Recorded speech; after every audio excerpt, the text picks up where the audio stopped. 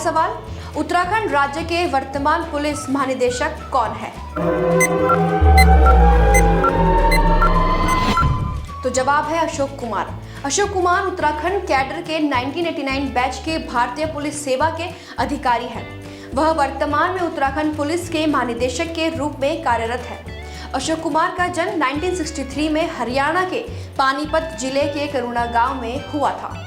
अब दूसरा सवाल, उत्तराखंड राज्य का राजकीय खेल कौन सा है?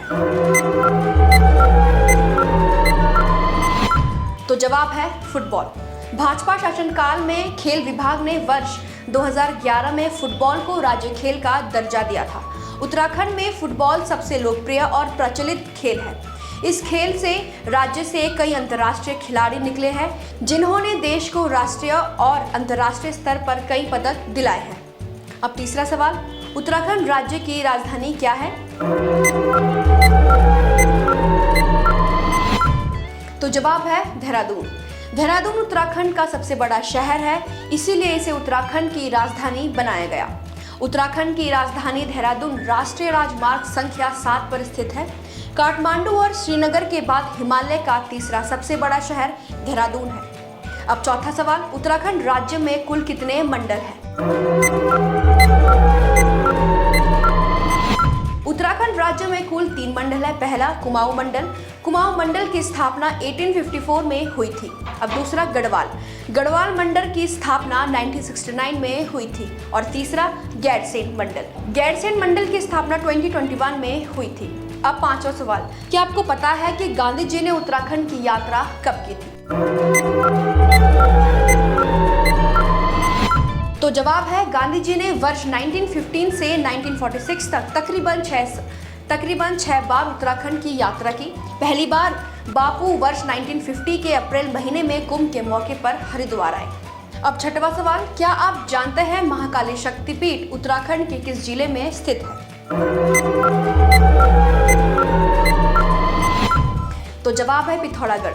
पिथौरागढ़ से 77 किलोमीटर की दूरी पर यह लोक संस्कृत, संगीत और धार्मिक परंपराओं में समृद्ध यह शक्ति मंदिर पाइन के पेड़ों के बीच में स्थित है।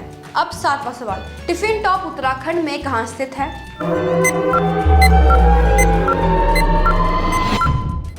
तो जवाब है नैनीताल। टिफिन टॉप उत्तराखंड में स्थित एक शानदार पर्यटन स्थल है, जबकि शुरू में इसे डोरोथी सीट कहा जाता था। इस सुंदरता के आकर्षण के अलावा और कुछ नहीं है जो आपके मन को शांत करेगा।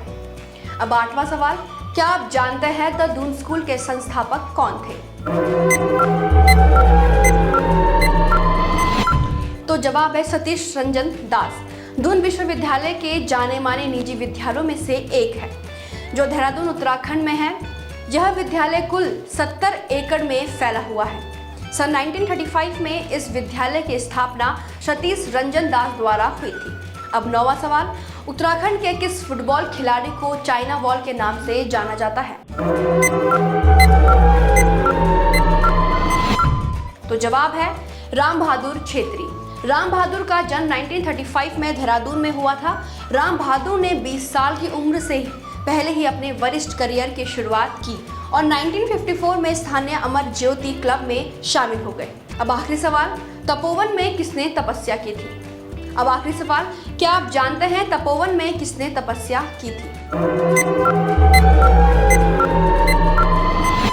तो जवाब है लक्ष्मण जी।